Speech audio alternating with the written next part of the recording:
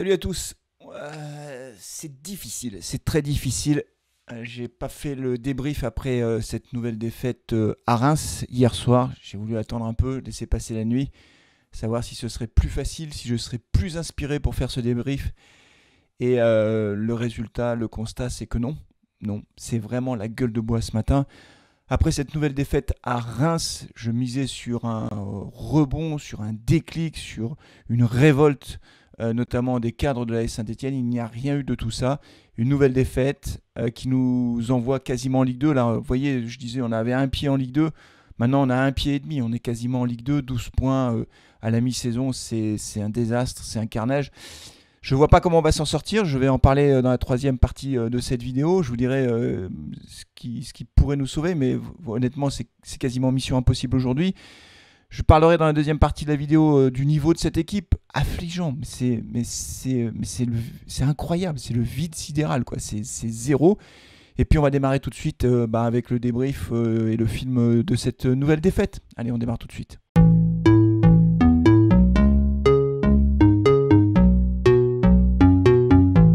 Les Verts ont donc perdu 2-0 à Reims, une défaite qui est logique, puisque les Verts n'ont strictement rien montré. Les statistiques d'ailleurs de ce point de vue-là sont accablantes pour la l'AS Saint-Etienne. Il n'y a pas eu un tir cadré de toute la partie.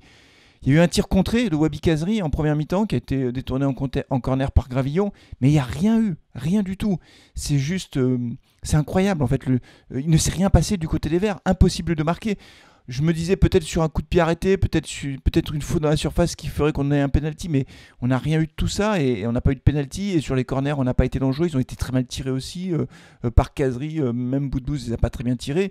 Et au final, on perd. Alors comment s'est déroulé le match? À la 23e minute, sur une action où d'ailleurs il y a une erreur collective de la défense stéphanoise. On voit bien que Gabriel Silva n'est pas au marquage sur le côté gauche, donc ça part d'une erreur de marquage, encore une fois, de la défense stéphanoise, qui est beaucoup trop faible, cette défense stéphanoise. Et derrière, une sortie mal dosée d'Etienne Green dans les pieds de Ekitike qui s'écroule. Le penalty, à mon sens, est indiscutable. Est-ce qu'il y avait hors-jeu ou pas au départ de l'action? La réponse est non. L'assistance vidéo a été activée et le joueur qui fait action n'est pas hors jeu. Il y a un joueur qui est hors jeu mais il n'est pas dans l'action.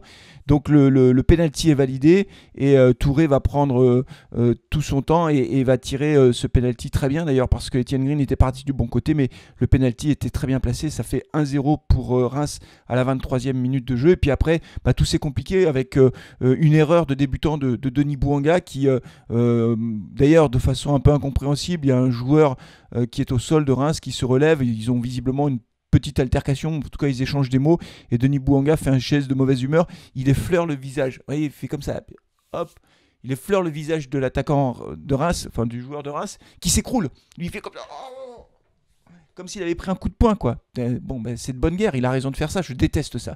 Je déteste les joueurs qui font ça. C'est minable, c'est médiocre. Le mec, il serait resté debout, il n'y aurait pas eu de carton rouge, mais il joue son jeu et il obtient le carton rouge. Denis Bouanga est fautif, mais franchement, moi, j'aurais été l'arbitre, je serais allé voir l'assistance vidéo, je serais allé voir le joueur de Reims, je dirais ça va, vous n'avez pas trop mal? C'est pas fait de voir la marque, ça saigne ou pas? Comment ça se passe? Il lui fait une caresse, le mec. Il le pousse à peine comme ça. L'autre, il s'écroule, il se roule par terre, carton rouge. Je trouve que donner des cartons rouges sur des trucs comme ça, alors que dans un match de foot, à un moment donné, tu peux pousser un joueur parce qu'il t'énerve. Voilà, c'est pas non plus la fin du monde, quoi. Pousser un joueur, voilà, tu vois, tu pousses un joueur, c'est quand même pas la fin du monde. Moi, je suis beaucoup plus sévère sur les gestes qui mettent en cause l'intégrité physique des joueurs. Quand tu as des tacles qui sont super violents, super agressifs et qui peuvent blesser les joueurs, moi, je considère que là, l'arbitre doit intervenir de façon beaucoup plus sévère. Mais là, tu pousses un joueur, le mec, il s'écroule par terre, il se roule par terre. Ah, putain, j'ai mal. Il a rien. Et tu mets le carton rouge. Franchement, je trouve que c'est pas bien. Voilà. Ça n'enlève rien au fait que Denis Bouanga est fautif. Mais moi, je trouve ça inacceptable de la part des joueurs qui font ça. Comment dire? Ça n'améliore pas l'image du foot. Voilà, c'est nul. Alors, il a raison, parce que derrière, ça fait carton rouge. Et à 10 contre 11, le match est plié. Voilà, le match est plié. Alors dites-moi ce que vous pensez du carton rouge de Denis Bouanga. Est-ce que c'est bien? Est-ce que c'est normal? Le mec qui fait la comédie comme ça, qui se roule par terre, qui obtient le carton rouge. Est-ce que c'est ça le football qu'on aime? Moi, je sais pas. En tout cas, moi, j'aime pas ça. En tout cas, c'est clair, à la mi-temps, 1-0 pour Reims, on joue à 10 contre 11. Alors déjà, à 11 contre 11, on n'y arrivait pas. Mais alors à 10 contre 11, c'est mission impossible. Et en deuxième mi-temps, Julien Sablé a eu beau faire des changements très tôt, hein, puisqu'il a fait les premiers changements à la 52e minute de jeu, ce qui était pas mal d'ailleurs. Je trouve que c'était une bonne idée de faire ces changements-là tôt. Ça n'a rien changé. Neyou a fait une rentrée très moyenne. Après, en toute fin de match, le deuxième but qui arrive avec une grosse erreur de défense de Kolo qui se fait prendre par Ekitike, encore une fois, je crois que c'est lui, ou c'est Kebal, je sais plus, qui fait la passe décisive, et Bajic qui ne peut rien faire. Bajic qui a remplacé à la mi-temps Etienne Green qui s'est blessé. Enfin, rien ne s'est passé normalement dans ce match. Voilà, une défaite de plus, et au final, ça fait 0 points pour la Saint-Etienne, à l'issue d'un match qui a été d'une pauvreté extrême, et avec des joueurs qui ont un niveau technique, mais qui est, comment dire, affligeant. On en parle tout de suite dans la deuxième partie de Carton Rouge.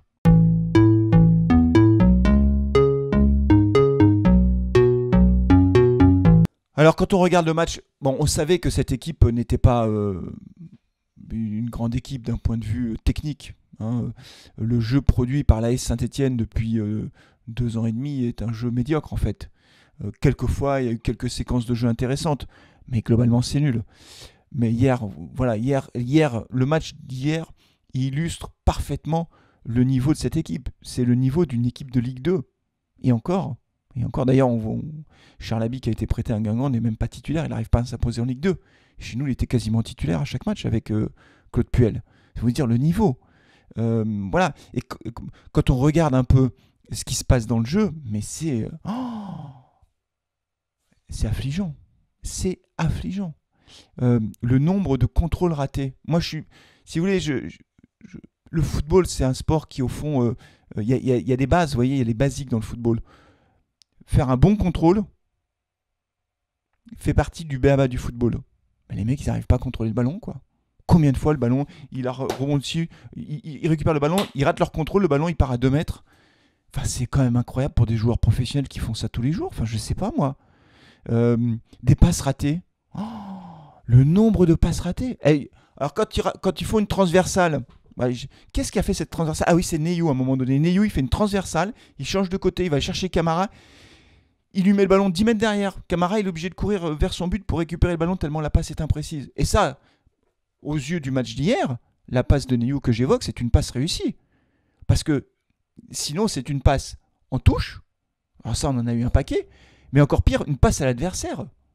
Donc les mecs, ils savent pas contrôler un ballon et ils savent pas faire des passes. Mais enfin, on peut pas gagner un match comme ça en fait. C'est logique, en fait, c'est impossible.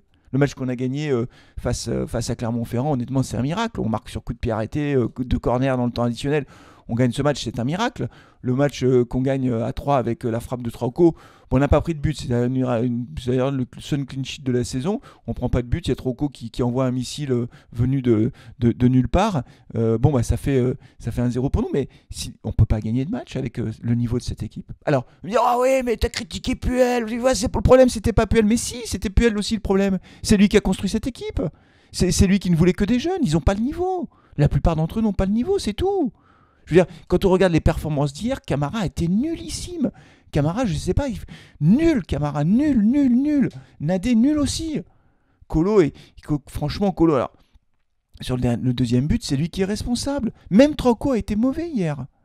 Enfin bon, voilà, donc, je veux dire, c'est quand même lui qui a créé, qui a voulu cette équipe de jeunes. Donc quand on me dit qu'il n'est pas responsable, si, il est responsable. On n'en parle plus, il n'est plus là. Mais la réalité, c'est qu'on a un groupe qui est d'une faiblesse inouïe, avec des joueurs qui n'ont pas le niveau technique qu'impose la Ligue 1, tout simplement. Donc avoir 12 points après 17 matchs, 18 matchs, c'est tout sauf une surprise en fait. C'est logique. Notre place est logique, elle est archi-logique. Il n'y a pas de surprise. Bien sûr que les décisions arbitrales ne nous ont pas aidés sur les derniers matchs. C'est clair. Le carton rouge de Bouanga, je le trouve hyper sévère. Qu'il prenne un jaune parce qu'il a un mouvement d'humeur et qu'il pousse le gars, ok. Un rouge, c'est fou. Le rouge de Kolo face à Paris, c'est fou, alors qu'on menait 1-0. Le pénalty à Brest, Gourna est fauché, bousculé, il tombe, il touche le ballon de la main, pénalty pour les autres. Mais on n'est pas aidé par les décisions d'arbitre. On a touché 8 fois les poteaux depuis le début de saison. Tout ça, c'est vrai. Mais ça n'enlève rien au fait que techniquement, c'est le vide. Voilà, c'est mauvais, quoi. Alors, comment on peut s'en sortir ? Alors, est-ce qu'on peut s'en sortir ? Honnêtement, chaque match qui passe nous rapproche de la Ligue 2. Si on veut s'en sortir, la seule chose qu'on pourrait faire, c'est refaire le coup de l'intersaison du mercato d'hiver avec Gasset, quand il nous a sauvés. Et le mercato d'hiver, on avait recruté un nombre de joueurs incroyables, solides, qui étaient venus renforcer l'équipe pour de vrai. C'est ça la solution. On en parle tout de suite dans la troisième et dernière partie de cette vidéo.